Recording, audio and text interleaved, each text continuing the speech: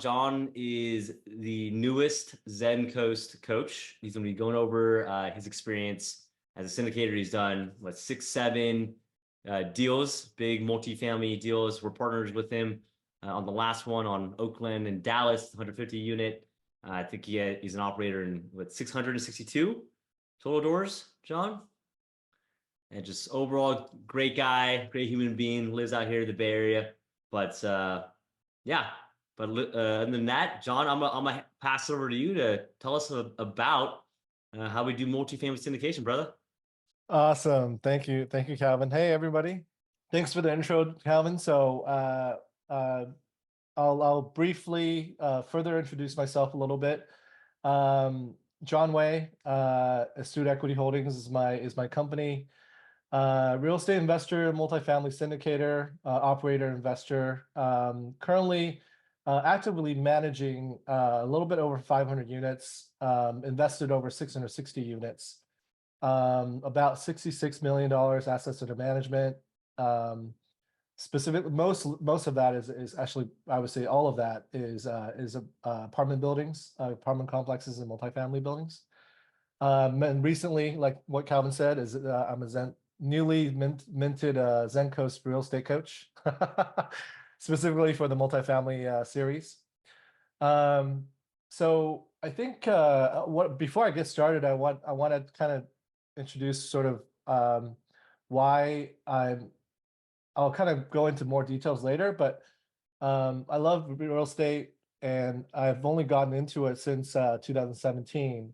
Now, I think I wanted to say something that before I get started is, I got into it because, there's, I saw the sort of light at the end of the tunnel in terms of you can make a lot of money doing it, right? But then I think to all of us, money is just a vehicle. But, for me, I think why I like multifamily is because it's constantly challenging because even though you have a lot of experience, you still have, you'll always have something new that comes up.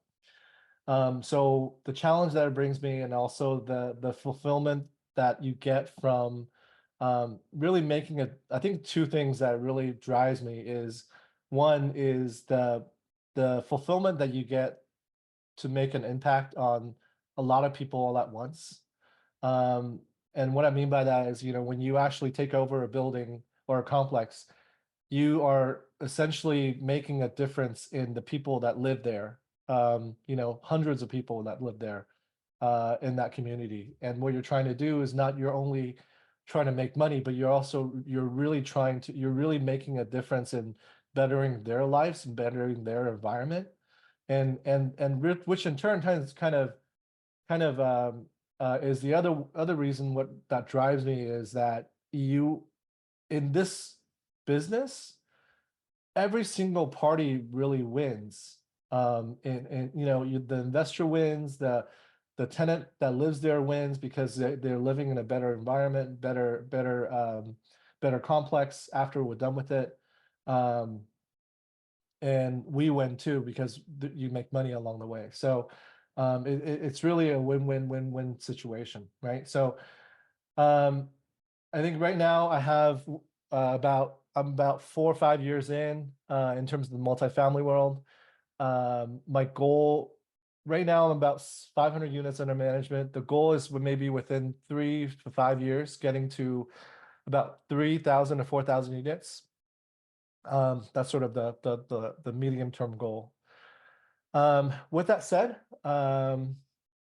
so what you'll learn during the class today is I'll kind of share with you in 2 examples of in the last few years of how you can make $3 million in 2 years. 2 years and change. I'll kind of start off at kind of sharing. I know some of you might know what syndication is, but I want to kind of bring back everyone on the same level in terms of defining what is syndication, and also why multifamily syndication. What are your personal goals? I'll share my personal goals. I'll share a little bit about why this is not a one-man. It's not like a one-man sport or one-man business. it's very much of a team sport, and I'll kind of go into a little bit 10,000 feet level and 5,000 feet level of why that's a team sport. And I'll share a little bit about, what I go into on a 10,000 feet level in terms of how I analyze my deals, and also go into operations and CapEx and what are some of the things that I've done to make that $3 million in 2.5 years. Okay. So with that said, what is a syndication? So real estate syndication is essentially, the official definition is partnership between a couple of parties that combine their resources and their capital together to purchase a property. Okay, whatever the property is. It may be multifamily, it may be like other types of real estate ventures. Okay, now multifamily syndication is the same definition. It's just that you are pulling your resources together to buy a multifamily building, a multifamily complex, or complexes. So there's a lot of cases before where a lot of people put their resources together to buy multiple buildings. Okay, so that's the official definition of multifamily syndication. Now, I'll share with you a little bit in terms of why and how I got into why I got into multifamily syndication. So my first career, I've been a financial planner for about 20 years, since 2003 to 2023 officially. I During my tenure as a financial planner, and many of you may work with financial planners in the past, or you still do. I've taught and helped so many families grew their wealth the traditional way. The traditional way meaning stock, bonds, mutual funds, invest in, diversify your assets, and financial plan for the future. Conceptually, those all I still believe in those concepts. However, as a financial planner, I never knew the concept of real estate, and also and further, the concept of multifamily investing. Now, my eyes really opened when I first attended a local multifamily seminar back in 2016, 2017. And that's really when I first kind of dabbled in myself in sort of real estate investing and not really multifamily at the time, because myself resources are limited. So and during this time, like probably a 2 to 3 year period, I've actually was a big fan of Bigger Pockets. I was on there for a long time. And listened to Brandon Turner back then, talk about like his stories and all this. But I followed it for about a year and a half before I really sort of dived into to invest my own money in real estate. So long story short was my first personal project was a duplex in Atlanta, Georgia in 2017. And what I did was through my research, I bought a complex, bought a duplex off of LoopNet, believe it or not. The duplex was sitting on the market for about 9 months, 9 months to a year. And nobody was looking at it. The picture on the LoopNet was just one picture and nothing else. And I had a broker representation in Atlanta, Georgia, because I live in, for those of you that don't know, I live in Northern California. And so when I saw that property, I asked my broker to tour it for me virtually. And so essentially he toured it. We kind of talked about it afterwards. The property is it's a huge 3-story duplex on, so 2 sides and with a big parking lot in the back. It's a corner lot. Location is in between like 4 to 5 college campuses. So for me, in my mind, I'm just like, whoa, like that's a big opportunity for like a student complex. Like I could turn that duplex into a whole bunch of units. And so I did further research, and so basically the offer, the pricing from 9 months ago at that time, they started listed at almost $1 million, right? 999,000. And then every month that it didn't get sell, it dropped it by like 100, right? So after like basically by the time that I was looking at it, they were selling it for like, well, not didn't drop by 100, but basically when I looked at it, it was 700,000, 690. And I told my broker, basically I did the numbers. I said, hey, offer it 500,000 and see if we get it. And then basically at the end of the day, I got the deal. I purchased the property for 510, 510,000. And at the time, the property was structurally, it was a great structure. So it was just like a lot of people, actually the owner used it as a halfway house. Like for those of you that know like what a halfway house is. So people like do month to month rents and come in and out, like a halfway hotel, right? So what I did was I basically once I purchased the property, evicted everybody, I kicked everybody out, and did started doing my rehab renovation. I At the time it was essentially three families living in each side, because it's 3 stories. And so what I did was I split up the each side into 7 units. So the top floor, it was a suite. And then the second floor, I split the second floor into 3 units, sharing 2 bathrooms, and then one common area. And then the bottom story, I split it up to 3 more units using splitting 2 bathrooms, one common area. So essentially, renovated it for about 9 to 10 months. After the renovation, as I kind of got the units ready, I started to rent to students, students that went to the schools around there. And after about a year, basically a year and a half or so, I basically got it stabilized to the point that I got every unit rented. And there's a lot of very interesting stories that happened during that year and a half period. But anyways, I won't kind of bore.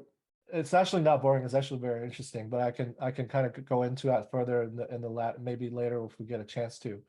But essentially, I sold I put once I stabilized the property, a year and a half, put it on the market for sale, and the property was sold for a $400,000 profit from where I bought it at.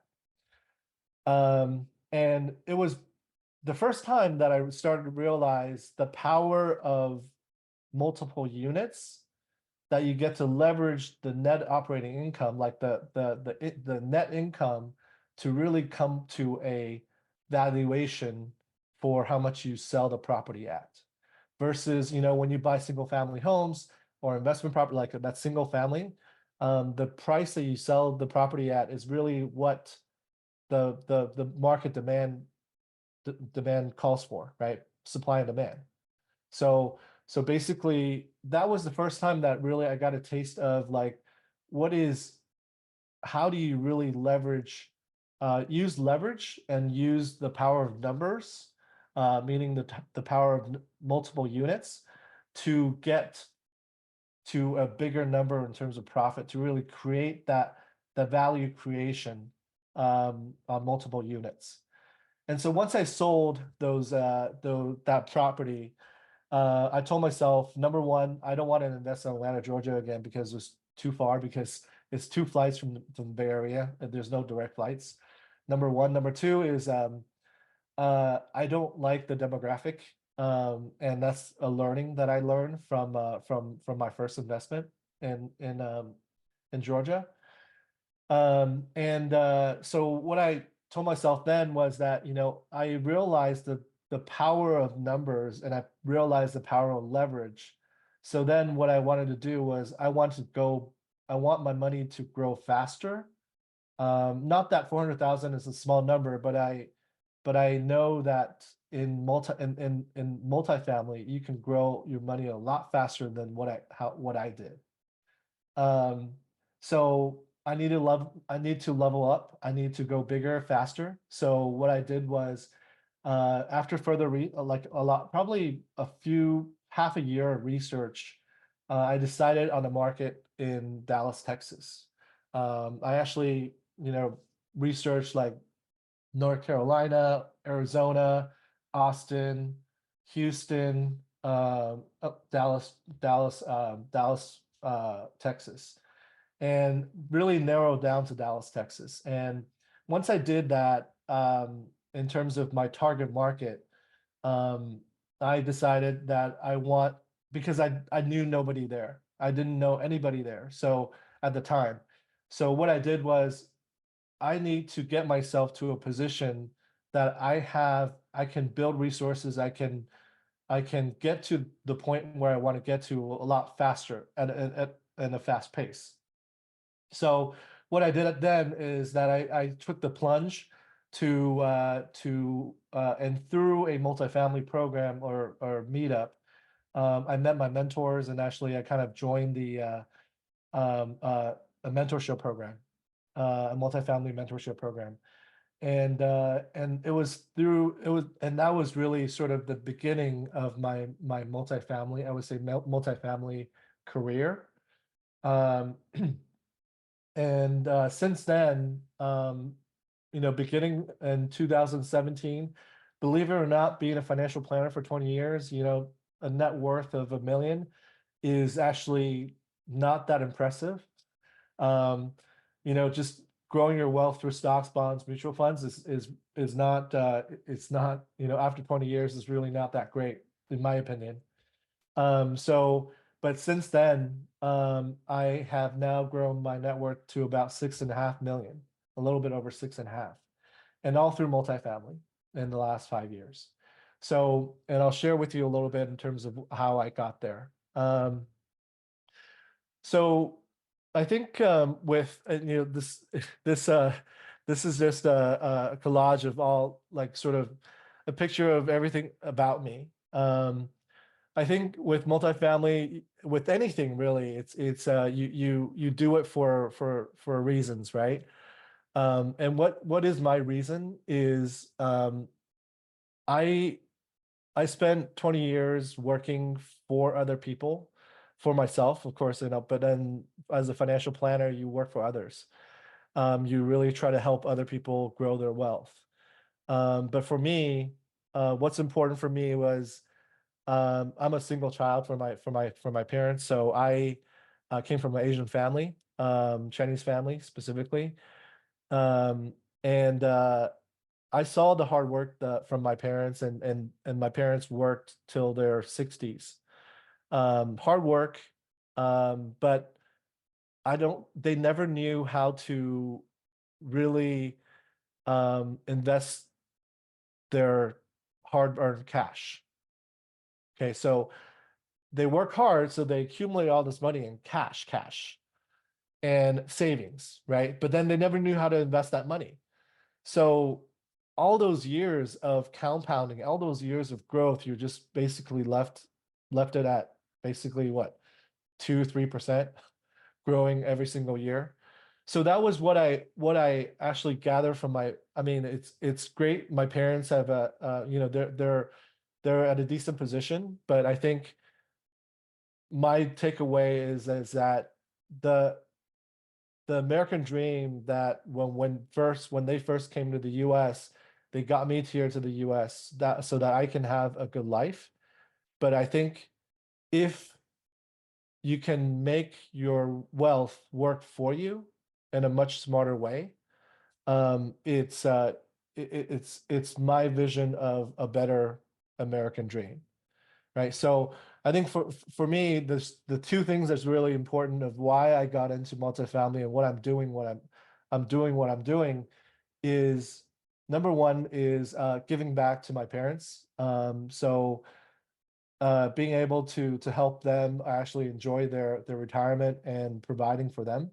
And I think number two is making sure that I get to retire at an early age, so I don't have to work in my 50s or 60s. And multifamily can do that, and I can see, I witness it, I'm doing it, you know. Um, so yeah, really buy back my time and in a shorter period of time. Um, so kind of share with you a little bit about my sort of time frame or timeline. So as I mentioned before, like, you know, I actually my W-2 position, it was all the way up until probably 2023. I was sort of an independent contractor, but I've been doing financial plan. I've been a financial planner for 20 years.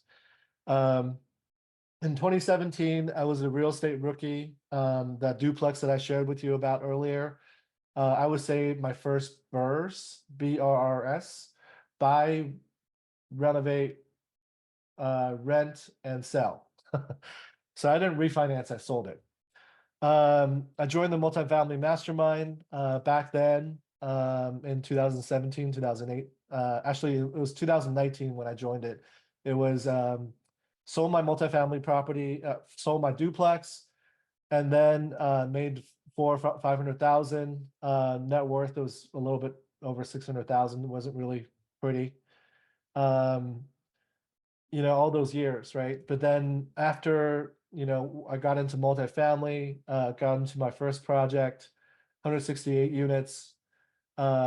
You know, you kind of you make your equity and you make your wealth in the equity stake that you take in the multifamily business. So you kind of I increased my wealth to 1.2 million, 305 305 doors after two projects, increase your net worth. And then in 2021, 2022, 22 more likely, sold my first project, total profit 6.5 million. And right now, 2024, have a little bit over 500 units under management and about $666 million in assets under management. And right now, my net worth is about probably 5.8 to $6 million, roughly. So kind of going back to my financial planning concepts, and also I think it applies a lot to investing and multifamily investing specifically. I think before you get into maybe, you know, investing, flipping, or multifamily investing, is really you have to define your why and your positioning and your goals, because you know you might have heard the saying of like, if you don't have goals, you don't really, whatever you're doing, you're just really not, you're not following a path. You're not really like, if you don't have a goal, you're really just shooting dark, right? So I think having a goal in terms of let's say defining, let's say 5 years, I want to have a certain amount of net worth, or I want to have a certain amount of cash flow.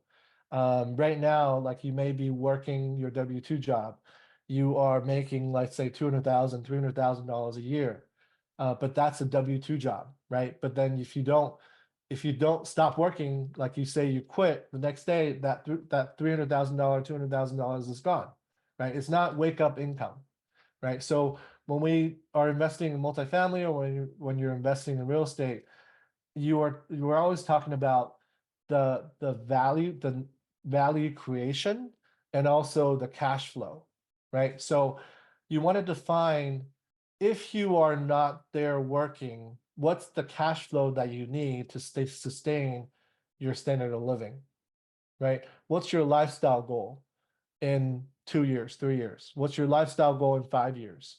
Um, then you sort of backtrack and work backwards and say, okay, so this year and this month or this 6 months, what do I need to line up my activities so that I can actually get to that goal in 5 years or 10 years.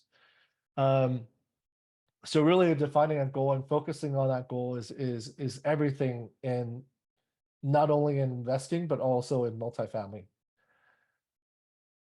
So so kind of going down that path, for me, I'll kind of share with you in terms of how I got sort of my goal back then is I felt like I'm behind. You know, after 20 years working as a financial planner, I've only have 600,000 to show for it. Really not. This is my vulnerable point is I wasn't in a good position, right? Financial position after working so long and so hard. And so what I wanted to do was I want to increase my net worth as fast as I can, over a 3, 5, 7 year time frame. And so appreciation first for me at the time, cash flow comes second. Okay, so my goal for myself was 3 years. I want to create my value in terms of value creation, in terms of net worth, to be at 5 million, and then in 5 year time frame to be at 14 million, 14 plus million. Those are my big goals on where I want myself to be in terms of net worth or value creation in 3 to 5 years, and everybody's different. So and just if you don't start thinking about that, you kind of never get started.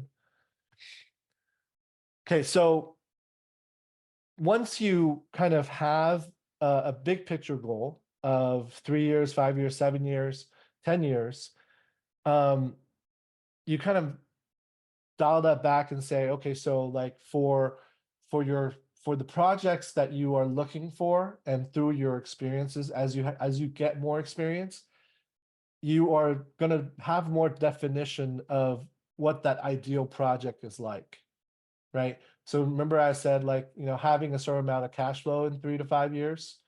I want to have, like, say, $200,000 per month in income after 5 years, right?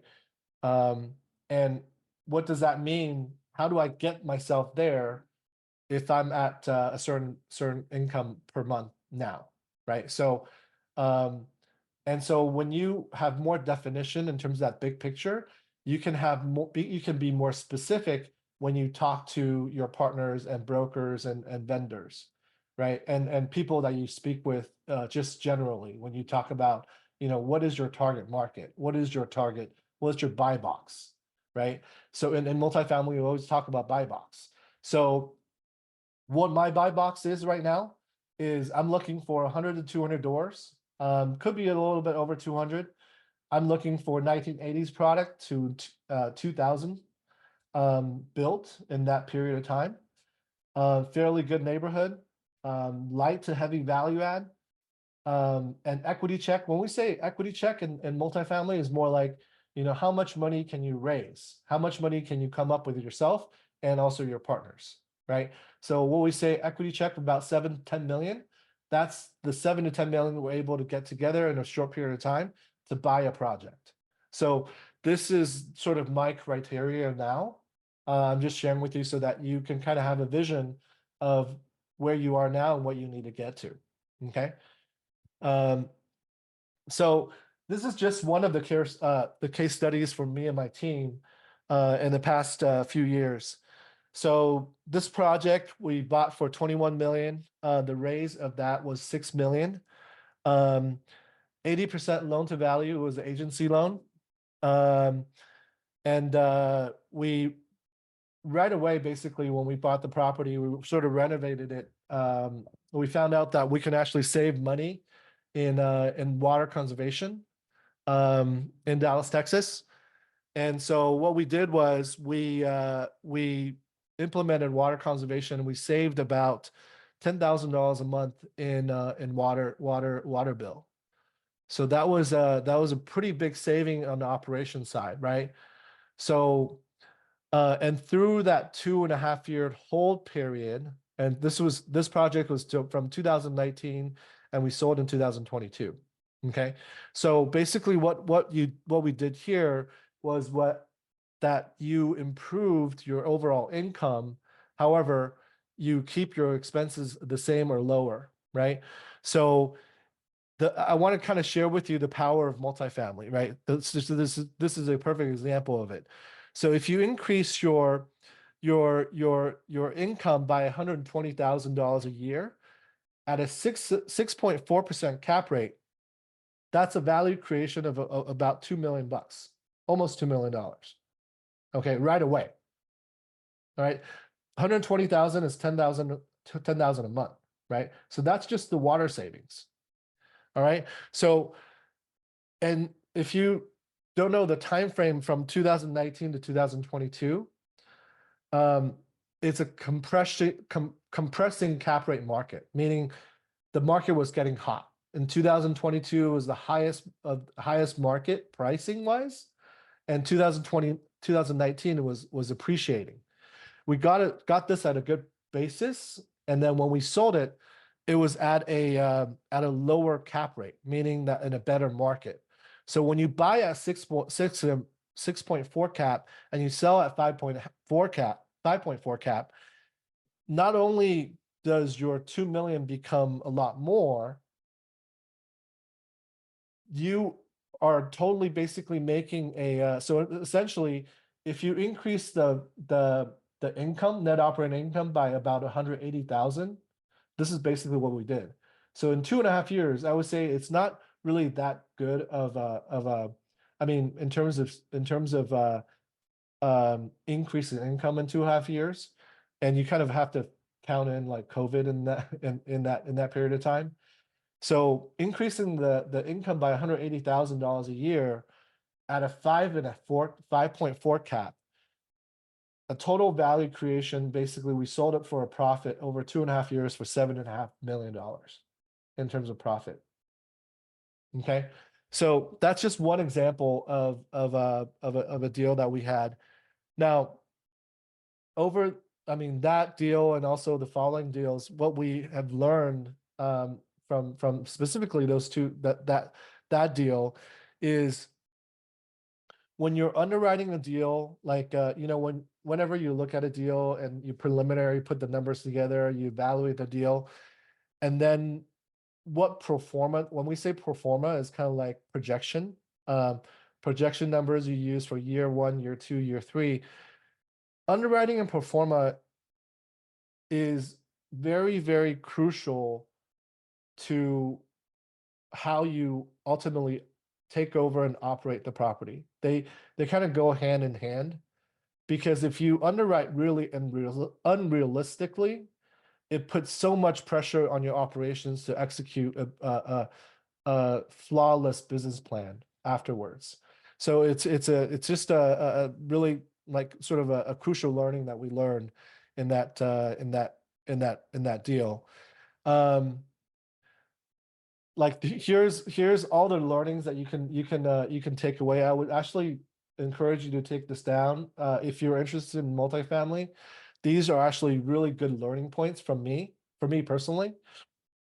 If you're doing due diligence and when you're doing, like, sort of when you're evaluating deals, you always want to ask for deposit slips, and you always want to ask for bank statements when you're trying to buy a property, because sellers will always try to inflate the numbers and use numbers that there may be sellers out there that may give you everything that's true, but most cases, a lot of cases, they don't put actual numbers on there. So you always want to ask for backups, and actually true bank deposits and deposit slips.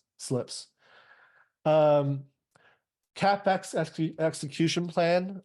So whenever you get a property, I highly encourage you to sort of have an execution plan in place, meaning that you draw out the time frame. In other words, I'll share with you in the next couple slides in terms of what I mean by that.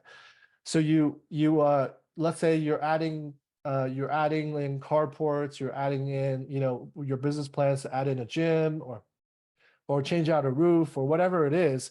You want to make sure that you have timelines in place. Okay, first 3 months, this is what I need to do. For like after that, 5 to 6 months, this is what you need to do. 7, 9 months, this is what I need to do. So that you can have a CapEx execution plan, a timeline so you can follow.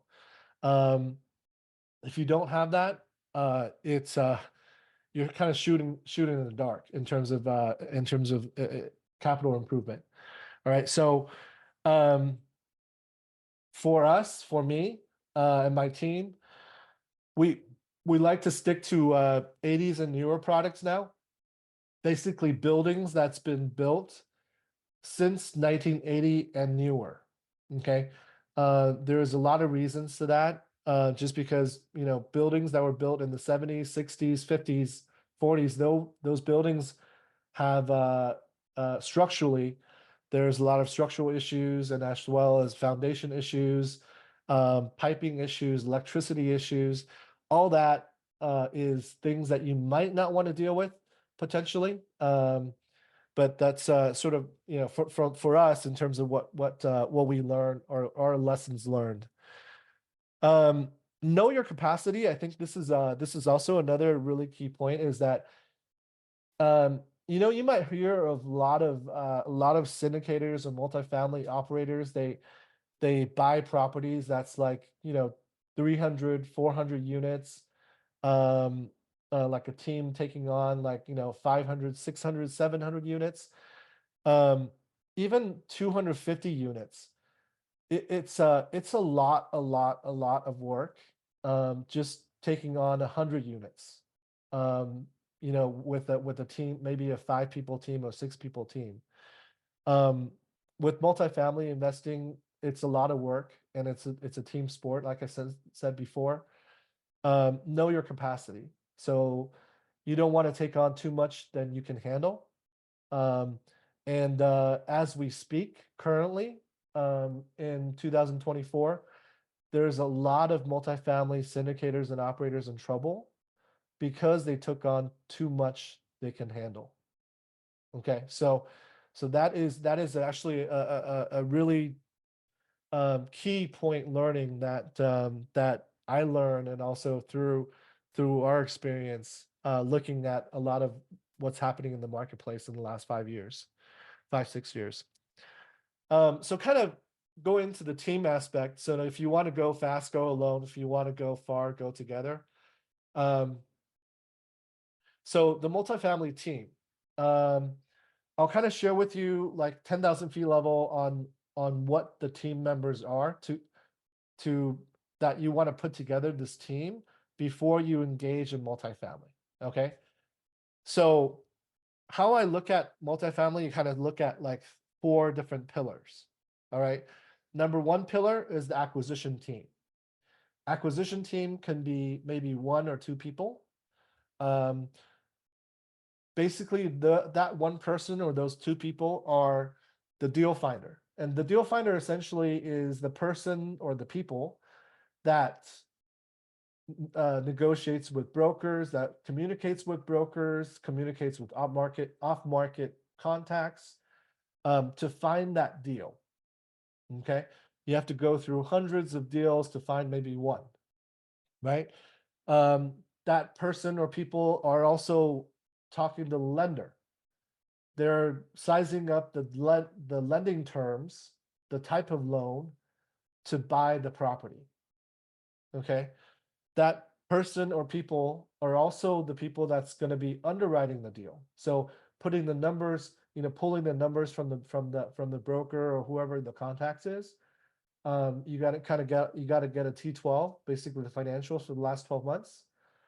You got to get rent roll. So everybody who's renting there, how much they're renting it for. So basically the people that's underwriting the deal, right?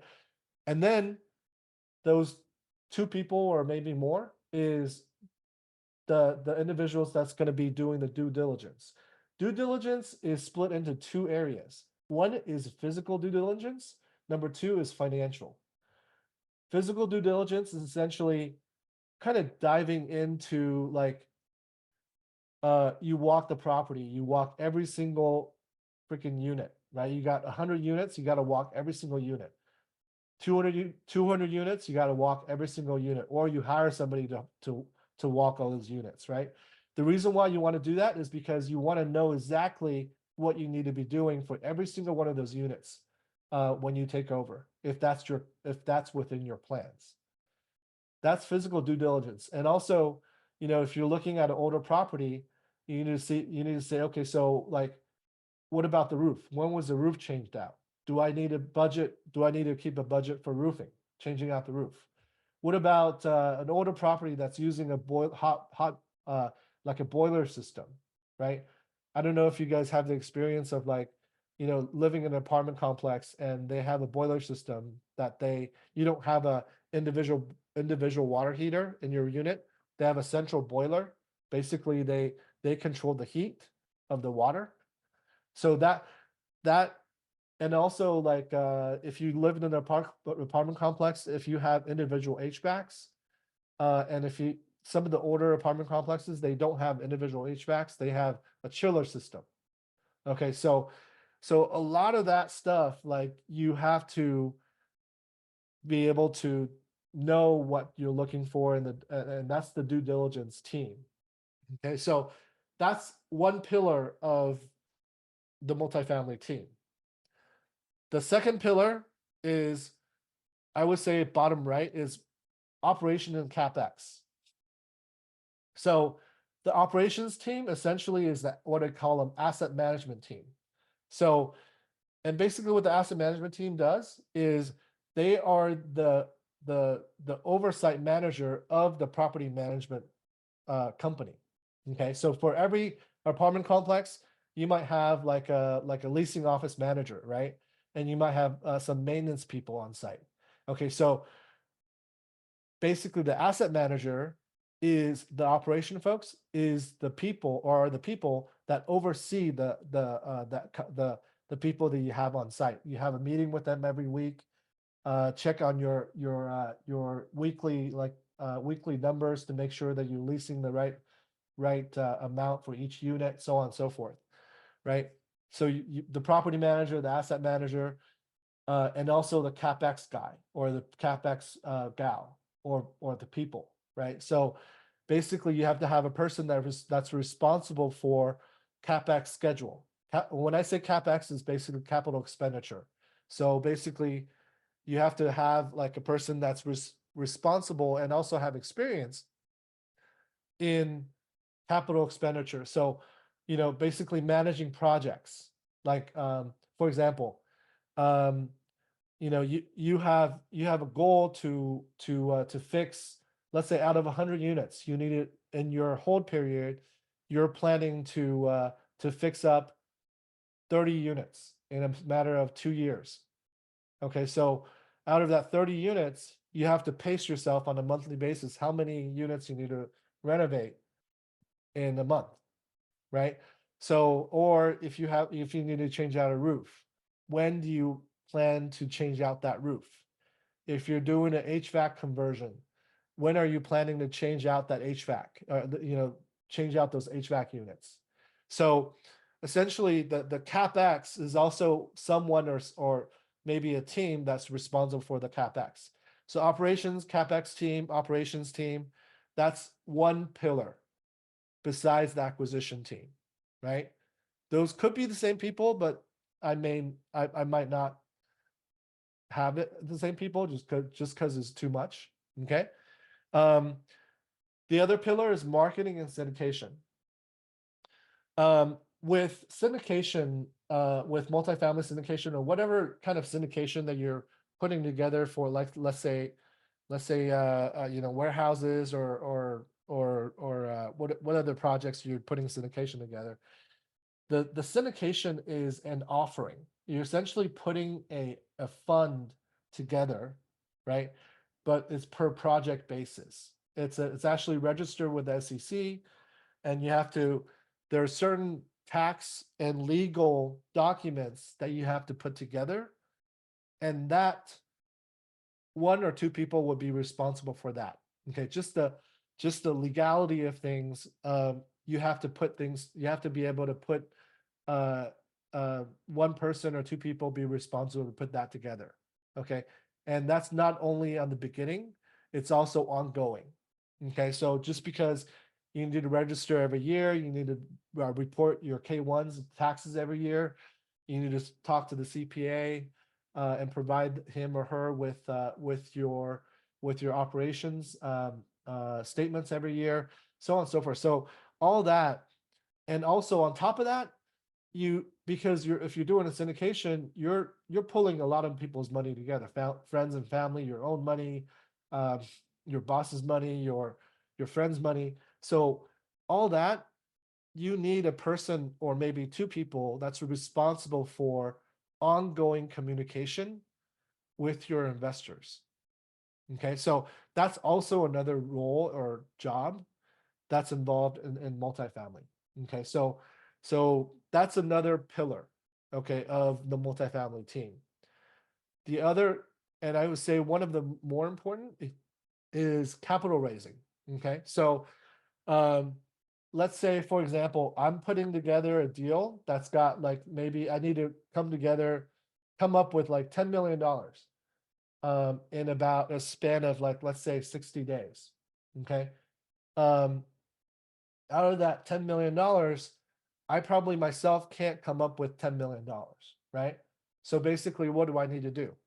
I need to potentially bring on partners, uh, my general partners, that each of us can raise a certain amount. Let's say I come up with 2 million, he comes up with 2 million, she comes up with 1.5, he comes up with 1.5. So basically, we put our resources together and we put our network together to come up with that goal of 10 million bucks or $5 million, $6 million, right? So the capital raising is a team effort usually, and that's what and then you kind of have it combine that with the amount of debt that you take on. Okay, so capital raising is also another pillar in the multifamily team. So like I said before, when we talk about multifamily syndication, putting a team together, it takes a lot. It takes a village to if you will, to put the deal together and to make the deal successful. All right. So another case study is another example is a deal that we bought, and this is actually the same time frame. This is one of my partner's deals. It's bought for 14.5 million. This was a smaller raise. It was only $4 million raise. Renovation costs, fire, life, and safety. So essentially, right when we got into the projects, to the property, we realized that there's a lot of the building was built in 1970s, and so there's a lot of in the common area, there's a lot of uneven grounds, like the rocks and bushes, and it was just really a mess. And there's no the location of the property was not so good of a neighborhood, um, and the so what we did right off the bat was that we got in there, we basically installed basically the property didn't really have like, you're supposed to have under fire codes, you're supposed to have like a fire extinguisher by every unit almost. And then that's the first thing that we did. So we installed fire extinguishers in all the units. We actually installed pedestrian gates, blocking out all the buildings from exterior pedestrians, and also build up walls outside, like basically um, like motor gates that block off the community, essentially creating a small community within that complex. Spent about $400,000 to $500,000 doing that. We actually repaved the pavements of the parking lots. Also repaved the pavements of the children's playground inside the interiors for the interiors. We bought for 14.5 million, sold for 21 million. And actually this was a true like realization of excellent operations, because what we did was when we bought the property, the net operating income was 650,000.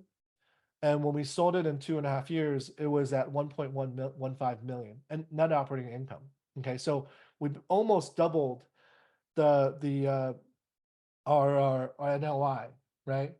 From the time when we bought it to the time when we sold it. Of course, the market helped of that in that 2.5 years. However, the significance of the improvement in NOI, not net operating income, is really the true key of the true value creation in this deal. The equity gain was a little bit less than the last deal. However, the total return was a little bit more, I think. 117,000 total percent return in 2.5 years. Okay, so so that was just an example of like what one of the deals that we did on how do you create value. It's within multifamily, it's all about the NOI and the cap rate. Okay, so just remember that. But it's a lot easier. I wouldn't say easier, but if you know that it's based on cap rate and the valuation is based on cap rate and NOI, then you can kind of work backwards and say, okay, so how do I improve NOI? You increase income or you decrease expenses, right? And then you just have to sell it at the market. You have to buy on the market at a good price and sell it at a better cap rate, right? So I kind of want to share with you in terms of how I analyze my deals at 10,000 feet level. Does it fit my buy box, right? So as I mentioned to you, I now have everybody should have a buy box of your criterias. What falls within your buy box? Underwrite conservatively with existing numbers. Does it pass your IRR or cash on cash return hurdles? So for me, like a deal can pencil for me. Like if I'm willing to buy it, it has to be passed for my investors. They have to make at least 80% return in 5 years, and cash on cash 5 to 6% a year. Okay, so that's according to current market, and that's my buy box. Okay, before I even consider making an offer or even underwriting seriously about the property, I want to drive the property, or I want to have somebody drive the property. And this is I can't emphasize this enough. Like, all of us live in an area where we're familiar with, right? For maybe you live in an area that you've lived in for a few years. Now, I've lived in Northern California and my Bay Area for the last 30 years. So I know this area in the back of my hand. All right. So if I'm investing in Dallas, Texas, I want to partner with somebody that's lived there for 20 years or 30 years. Because that person will know exactly the specific neighborhoods that are good to invest in. Okay. I don't care who says, you can invest out of state. You don't have to be there, but I would highly encourage you to, if you are thinking about going into the multifamily business, you always want to have a boots on the ground that's been there for 20 plus, like for a long time, so that they know exactly what's going on in those neighborhoods. Okay, so this is probably the most important point of the whole presentation. So basically, if I drive the property, drive the neighborhood, it passes that threshold, the test, then I go into second round of underwriting. So basically, my second round of underwriting essentially is I get the exact projection for the property tax numbers. I get the exact projection for the insurance numbers. I get my insurance brokers quote me. I get my lenders to quote me to give me a matrix to quote matrix. I get all my vendors. My property management company takes a look at it, gives me a pro forma, gives me like a rent comps. So all that stuff I do in my second round. Okay, before I make the final offer of what my final offer is, submitting my letter of intent to purchase. Okay. Um, so that is sort of like 10,000 feet level in terms of what I do on analyzing my deals. Um, Operation and CapEx, I mentioned knowledge is power. So in terms of operation wise, key metrics that we usually, communicate to our capital, like sort of our property management team every week. We go over like gross potential rent, we go over collections on a weekly basis, delinquency, eviction list, occupancy, economic occupancy, net operating income, like work orders. So if you have like lived in an apartment complex before, um, you will always like, not everything is always going to be flowery, right? So you're going to have like issues with your apartment. The way to measure the success of customer service in of your customer experience, of your renter experience in the apartment complex, you want to look at the work orders. Okay. If you have a really high work order, that means your property management company is not doing a good job. Okay, something's wrong there. Right? You want to keep your work orders below 10 every single week.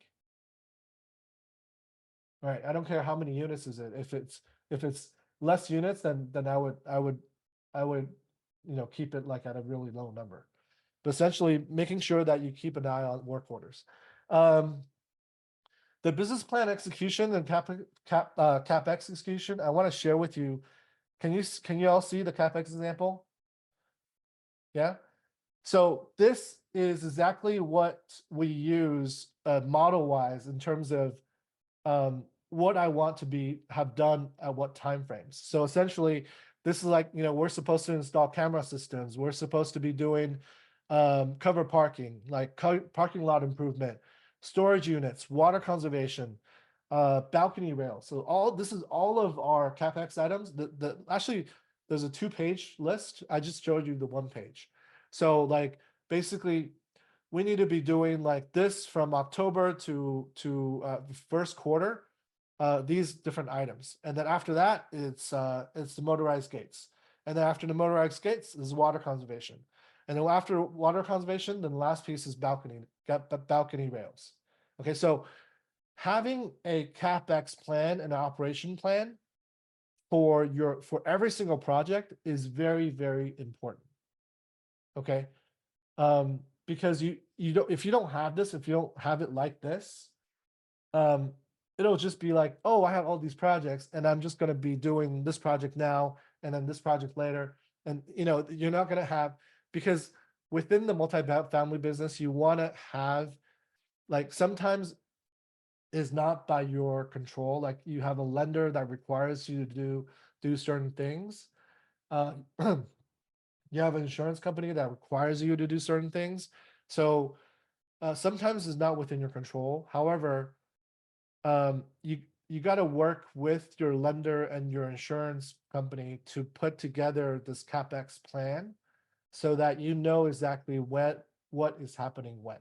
Okay, this is actually a good example of like what to do before you even close escrow on your property.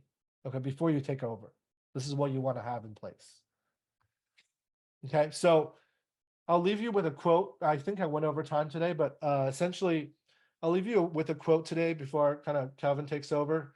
Do what you have to do what you want to do. And this is a quote that I live by with Denzel Washington. He's my favorite actor.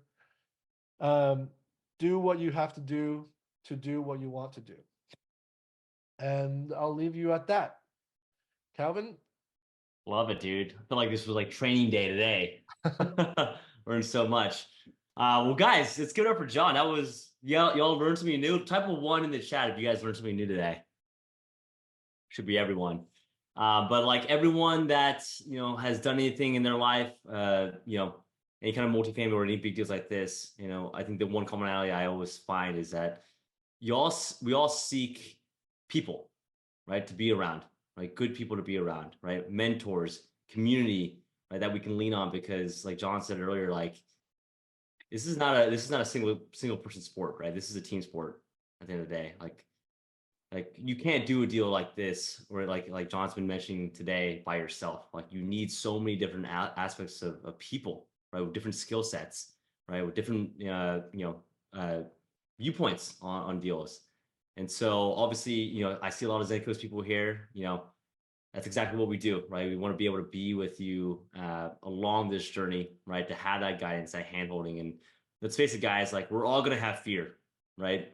Going into deals in general, whether it's a single family house, our first deal, or a 200 unit apartment complex. Like the fear is always going to be there, but the only thing that changes is the relationship you have with that fear, right? So we got John here. He's, like I said, our newest multifamily coach, specifically for syndications, because we want to make sure that as we progress in the levels of types of deals that we want to do, there's someone there that's done it before, that's seen some mistakes, but I've overcome and been resilient about it as well, right? So that's what we do in our community, guys, and I know a lot of people are on here right now that are part of that. So I appreciate you guys. We're gonna open it up for some Q&A for John.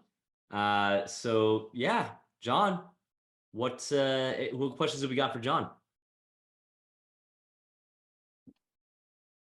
I have a Jen? question. Yeah, just go ahead and get off mute. Yeah. Can you guys hear me okay? Yep.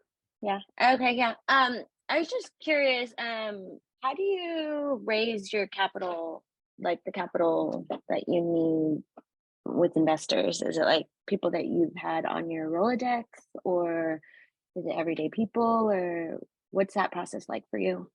Yeah, that's a great question. So when you first start, um, it's the most immediate um, crowd is your friends and family. So within your first project, most likely you will be raising from your friends and family. So and I would actually even encourage you, if you are thinking about kind of going down the multifamily path, I would actually kind of start now, like building up and talking to your friends and family about multifamily, because you want to kind of spread the seeds before you actually kind of harvest. And so if you're going to be doing like, because you ideally, I mean, because the last thing you want to do is, oh, you have a deal and then you need like a couple million, and you're at that time you're reaching out to your friends and family, right? Because then you don't want to, you want to sort of build that that involvement early, way early on. So, and then once you raise from friends and family, then you start to kind of uh, expand outside of that. Awesome. Lynn has a question. Lynn, you want to get off mute and ask? Yeah. So I'm thinking if we had the money to invest and we knew we were not going to use it for, say, 2 years or 5 years, we would then have to really be involved in the communication of, hey, how long do you think this project will go for?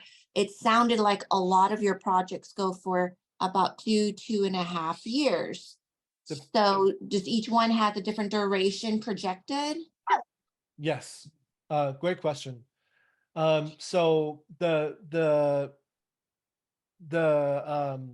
every single project, it's so the examples that I share with you is actually just 2.5 years.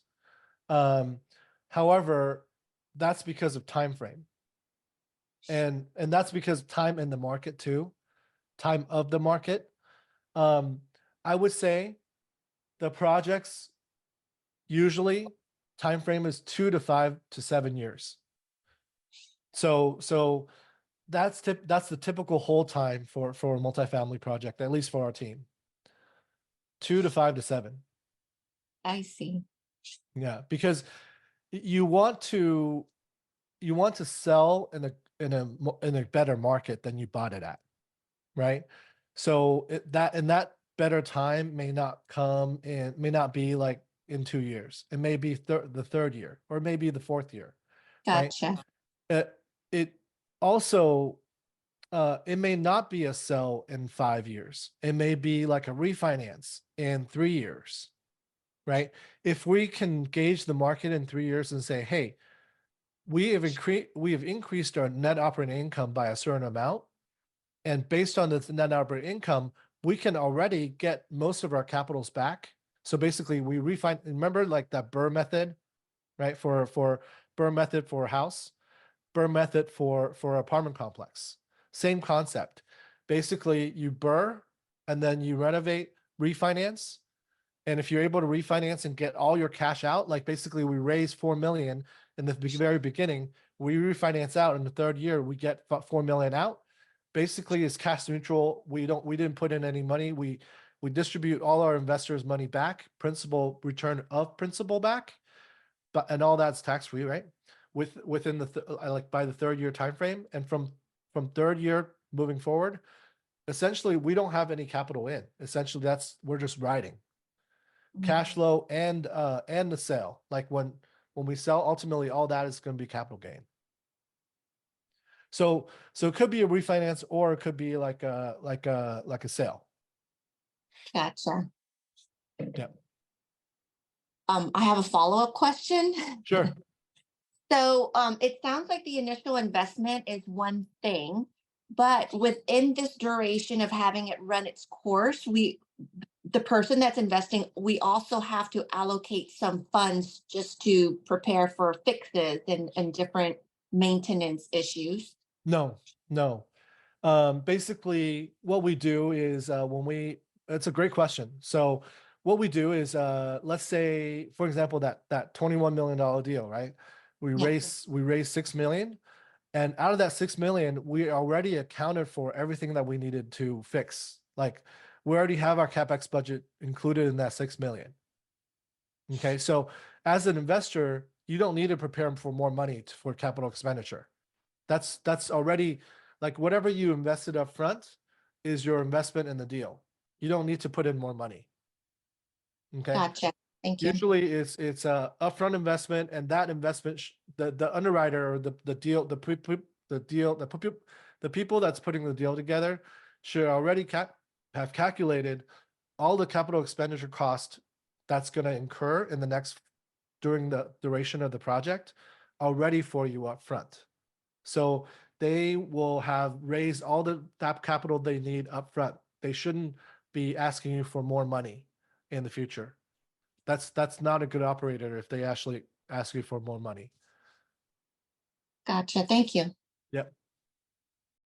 Yes, Jen? I have a question. Yeah, sorry. So what is the average return of like the deal? I know it like varies, but like to get your investors to feel confident in the deal, what are like, do you have some like metrics of like a percentage? What is usually your goal when you're breaking these things down? So my underwriting, my essentially conservatively, I always underwrite 18% per year. That's for me to buy a project, I need the project to give me 18% per year minimum for at least a 5-year period, and 5% cash flow, 5 to 6% cash flow. Okay. Right now, it's about a 6% cash flow based on current prices. So cash on cash return. Mhm. So all my projects have been more than that, but like that's sort of my underwriting criteria, is that I want to at least see that. That's sort of my buffer, right? But then I always kind of go over that. It's kind of like the ideal, like you under promise and over And over deliver, correct? Yes. Okay, Yeah. cool. Yeah. Cool. Thank you. It looks like Gitika has a question. Yeah, no, thank you for the presentation. It was really good. I'm curious, like, how do you prepare for the worst case scenario? So, for example, you syndicated all the money, and then you bought a project, and suddenly either the recession came or there is a natural disaster happened. How do you plan for that? Because you need to give the money to the investors somehow. Yep. Great question. So usually, so if natural disaster happens, you're usually covered by insurance. However, for example, if you like, if hail or storm or whatever hits, like you'll usually get covered by your insurance if there's a fire or what have you.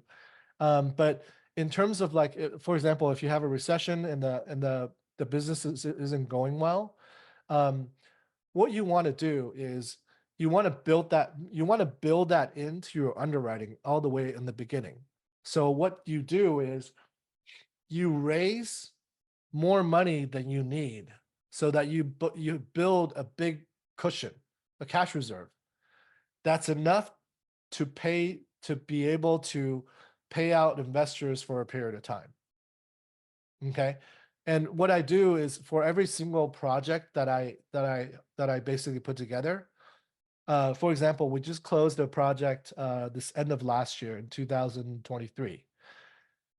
Closed meaning took over and we purchased the property. 150 units.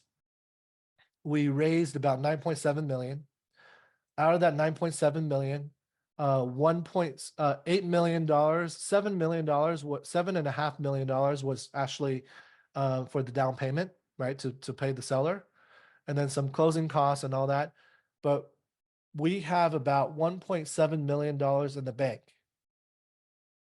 for capital expenditure for $1 million, and then $700,000 in cash reserve, just because I want to have cash reserve.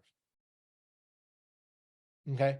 And you always want to have like whatever deal that you're looking at, like syndicators or whatever, like that put deals together.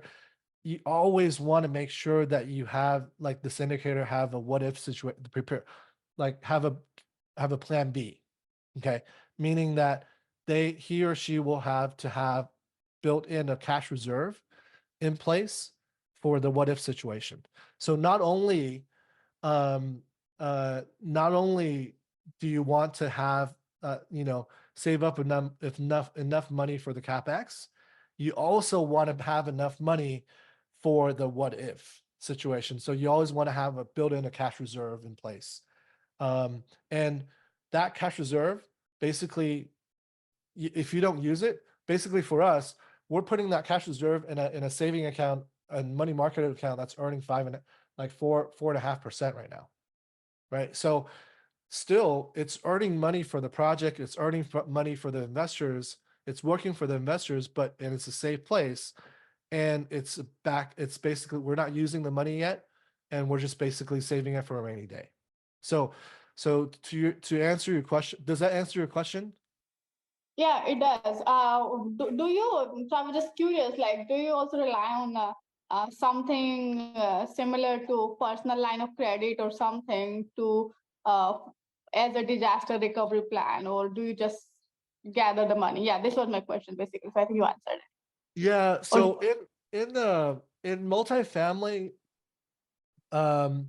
in the like, so when we take out a fixed debt, like like what we call agency debt, so Fannie and Freddie debt, usually there's not you don't have the ability to take on additional debt. You can probably take on additional debt like in the very beginning. It's what we call like preferred equity or family office money or whatever but then I don't like to add on additional debt to my deals, because what happens is that if the deal goes south, the first lien is the first lender, right? The second in line is the second lender. And then the investor equity is the third in line. So if you add a second lender, basically you're pushing yourself back. As an investor, you're pushing yourself back in line for a claim in equity.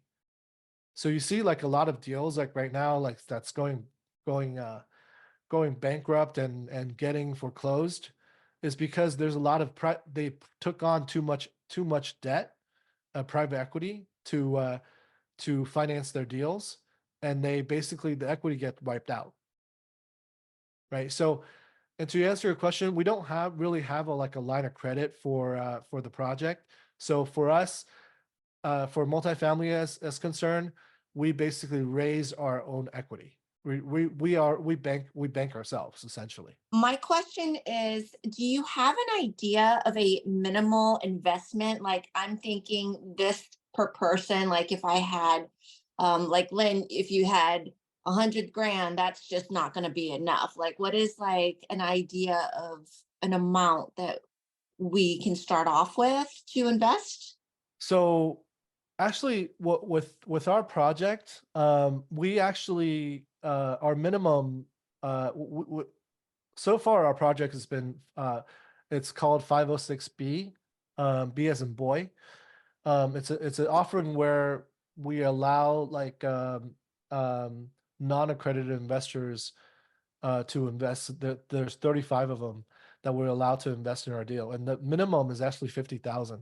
You know, people can actually invest in our deal through like a normal like $50,000 commitment, and that's usually the case. So that's, to answer your question, the minimum is 50K. That answered my question. Thank you. Yep. Jen? Oh, yeah. I just had a question about your team. Is your team the same? Like, you formed your team, is that your team, or does it change depending on what you're doing? How do you find these people? What has been your journey, and what do you Yeah, usually definitely, do? definitely. So in the very beginning, you're gonna have your trial and errors, like with your partners. By now, like I'm fifth year in, I every deal, like I pretty much have consistent partners in place now. So basically, I have a boots on the ground that's consistent. I have like partners that capital raise for every deal. I have a key principal for the deal. Balance sheet and asset manager, same thing. It's like pretty consistent now. So, but you kind of have to have, there's a path to get there. But yeah, so to answer your question right now, it's pretty consistent.